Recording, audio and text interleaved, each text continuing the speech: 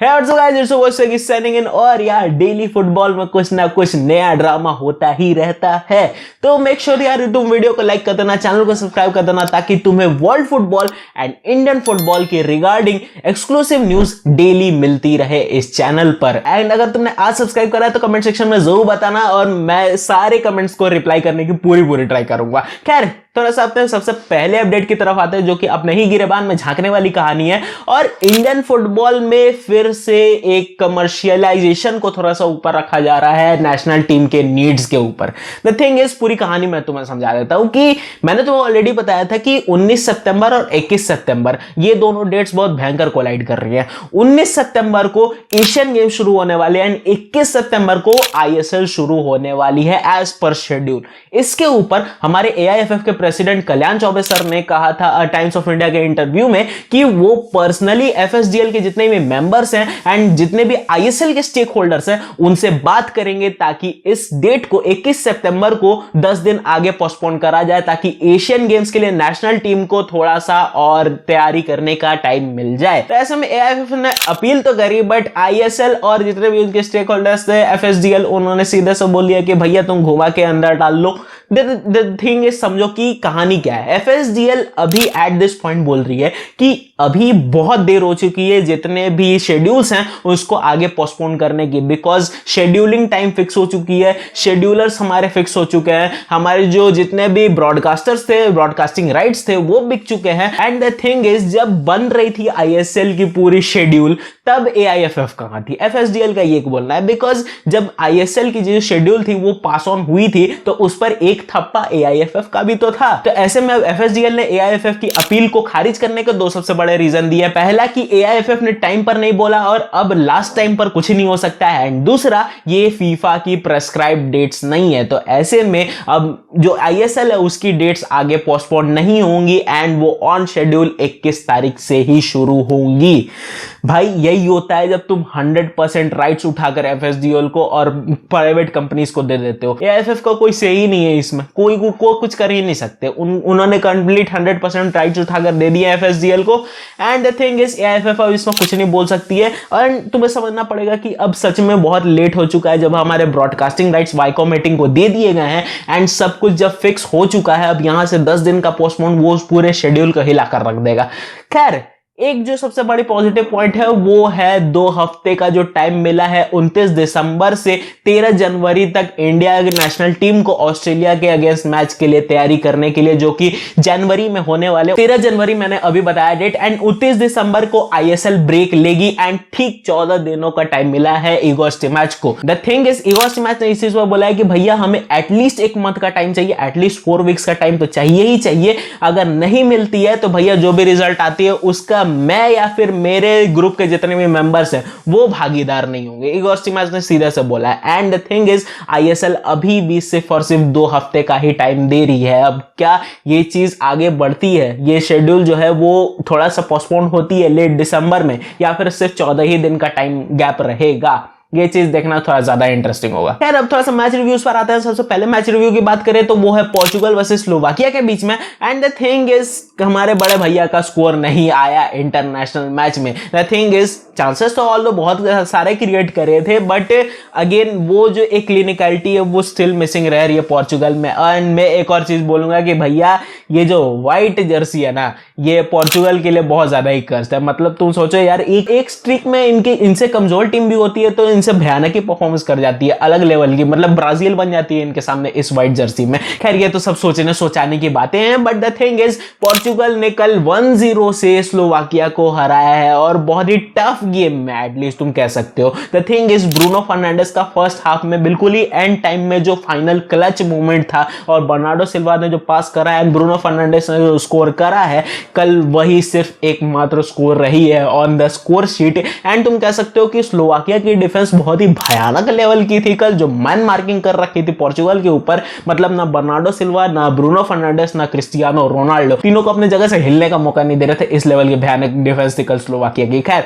Portugal finally जीत गई and group जे में अभी भी टॉप पर बनी हुई है and the thing is group J से एक चीज तो कंफर्म है कि पोर्चुगल डेफिनेटली क्वालिफाई कर रही है। खैर इस मैच को लेकर तुम्हारा क्या मानना है, do let me know in the comment section. खैर इसी के साथ अपन दूसरे मैच की तरफ आते हैं जो कि हुई नेमार की ब्राजील और बोलीविया के बीच में and the thing is Neymar ने जो भयानक परफॉर्मेंस दिखाई है आज, बिल्कुल मतलब कंट्रोल थी यार बॉल पर। आज जो नेमार की कंट्रोल थी वो तुम कह सकते हो ओल्ड स्कूल नेमार वाली वाइब्स थी, मतलब जो ड्राइव थ्रूज करे हैं बिल्कुल बोलीविया के डिफेंस के बीच से एंड लॉन्ग शॉट्स, बिल्कुल भयानक लेवल के एक्यूरेसी वाले लॉन्ग शॉट्स एंड दोनों जो गोल आए, मतलब नेक्स्ट लेवल की परफॉर्मेंस आई है नेमार की और नेक्स्ट लेवल की परफॉर्मेंस बिल्कुल आनी भी चाहिए। एंड इसी के साथ नेमार ब्राजील के टॉप स्कोरर हो चुके हैं and he just beat Pele and Ronaldo Nazario in that list and Brazil के अभी present top scorer Neymar junior हैं भाई। एंड नेमार के साथ एक और जो बंदा चमका वो था रॉड्रिगो गोएस, हमारा रियल मैड्रिड का गोल्डन बॉय भाई। And the thing is Rodrygo ने एक चीज तो बता दिया कि लेफ्ट विंग पर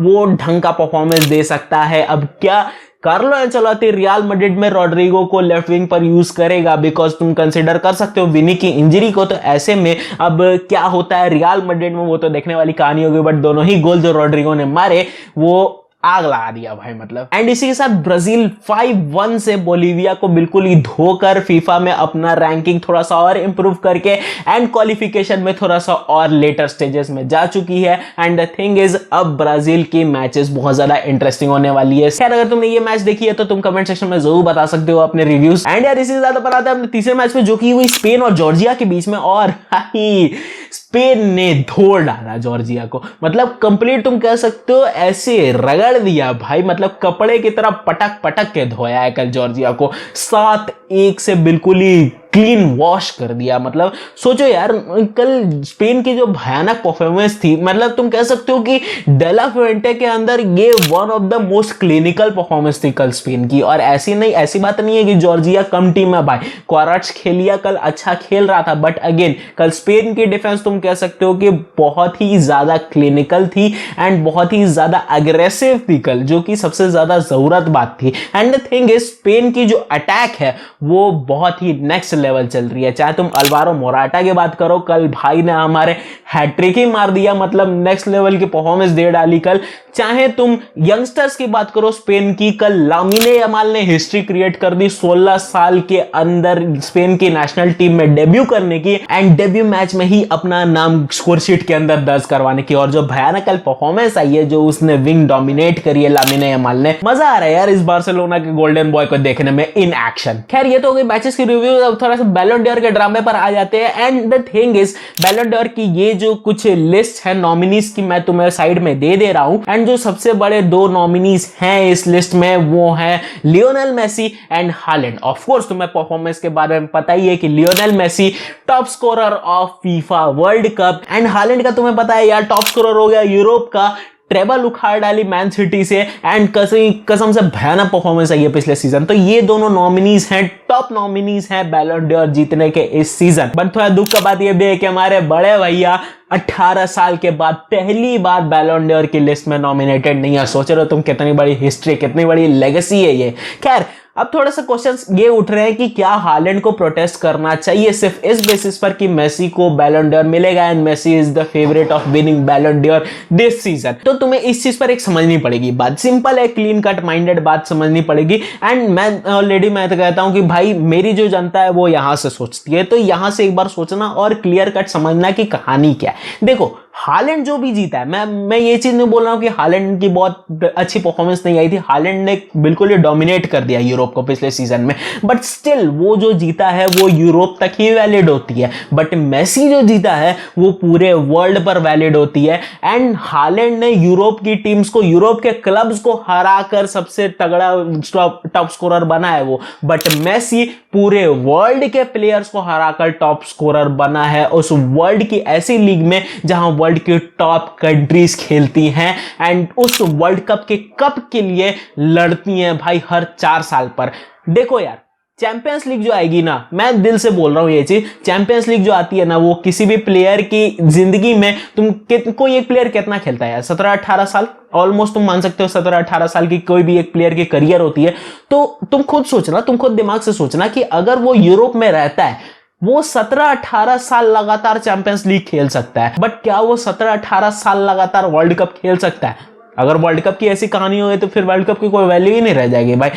एक प्रॉपर प्लेयर अपनी जिंदगी में कितने वर्ल्ड कप्स खेलता है? ज्यादा से ज्यादा 3, बहुत ज्यादा होगा 4, या बहुत ही ज्यादा होगा तो 5। उससे ज्यादा तो वो वर्ल्ड कप नहीं खेल सकता है। मैक्सिमम अगर हाथ पीट मार के चले तो 3 या 4 से वर्ल्ड कप वो खेलता है आसपास। तो ऐसे में अब तुम खुद सोचना कि क्या 18 सीजन्स में स्कोर करना और 4 सीजन्स में स्कोर करना, क्या दोनों बराबर आती हैं? क्या दोनों में टॉप स्कोरर बनने का लेवल बराबर आता है? तुम खुद एक बार दिमाग से सोच कर देखना। और वर्ल्ड कप कम चांसेस है, इसलिए वहां की वैल्यू बहुत ज्यादा बढ़ जाती है। एंड द थिंग इज, हमने बहुत बार देखा है बैलन डोर में कि भैया जब भी वर्ल्ड कप की कहानी आती है, वर्ल्ड कप को डेफिनेटली ओवर प्रायोरिटाइज करा ही जाता है। एंड उसका रीजन भी मैंने तुम्हें बताया कि भैया चैंपियंस लीग कितना भी है तो वो फिर अगले सीजन आएगा। हालांकि फिर अपनी next season goal scoring streak कर सकता है, बट मेसी जिंदगी में अगला वर्ल्ड कप फिर कभी नहीं खेलेगा और खेल भी नहीं पाएगा यार, उसकी एज सबसे बड़ी फैक्टर हो जाएगी। तो ऐसे में अब वर्ल्ड कप के लेवल के बेसिस पे बैलन डोर मेरे हिसाब से तो मेसी को ही मिलना चाहिए। अगर तुम इसी से डिफर करते हो तो कमेंट सेक्शन में बता सकते हो, but the thing is Holland को प्रोटेस्ट करना नहीं बनता है, बिकॉज उसके पास अभी जिंदगी में और भी चांसेस आने वाले और भयानक चांसेस आने वाले। तो ऐसे में मेरा मानना यह है, अब तुम अपना क्या मानना है, तुम्हारा क्या मानना है, तुम कमेंट सेक्शन में जरूर बता सकते हो। यार इससे ज्यादा अपन अगले अपडेट पर आते हैं, जो कि है भैया बार्सिलोना की तरफ से। और यार बार्सिलोना अभी घास बेच रही है। मतलब तुम सोचो, जो कैंप नो रेनोवेट हो रही है उसके बगल में कैंप नो की घास बिक रही है और $20 से लेकर $40 के बीच में बिक रही है कैंप नो की घास। अब इसका रीजन समझना, इसका रीजन ये नहीं है कि बार्सिलोना इतनी ज्यादा ब्रोक हो चुकी है कि वो घास बेचकर पैसा कमाने की ट्राई कर रहे हैं, ऐसा कोई रीजन नहीं है। देखो, बार्सिलोना कैंप न्यू को जब रिनोवेट कर रही है तो उस कंडीशन में उसने जितने भी जो वहां की सीट्स हैं, जितने भी वहां की ग्रास है, सब चीज को मोनेटाइज करने के बारे में सोचा है। एंड इसका रीजन भी समझ में आता है, बिकॉज ये एक तरीके से तुम कह सकते हो कलेक्टर्स मेमोरेबिलिया है। और भाई इस फील्ड पर, इस ग्रास पर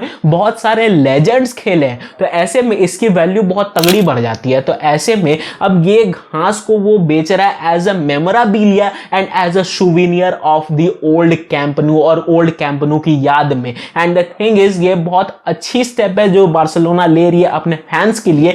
एंड ये सिर्फ बार्सिलोना ने नहीं करी है, ये बहुत सारी क्लब्स करती हैं, ये एटलेटिको मैड्रिड ने भी करी थी अपने टाइम में। बट एक चीज तुम्हें ये समझनी पड़ेगी, बार्सिलोना ब्रोक नहीं है, वो सिर्फ और सिर्फ अपने फैंस के लिए एक सुवेनियर तैयार कर रही है इस घास के रूप में। खैर, घास बेचने वाली न्यूज पर तुम्हारा क्या मानना है कमेंट सेक्शन में बता सकते हो। खैर, that's it for today guys, मैं मिलता हूं तुमसे किसी और दिन किसी और नए टॉपिक पर। It's over Swiggy, signing out.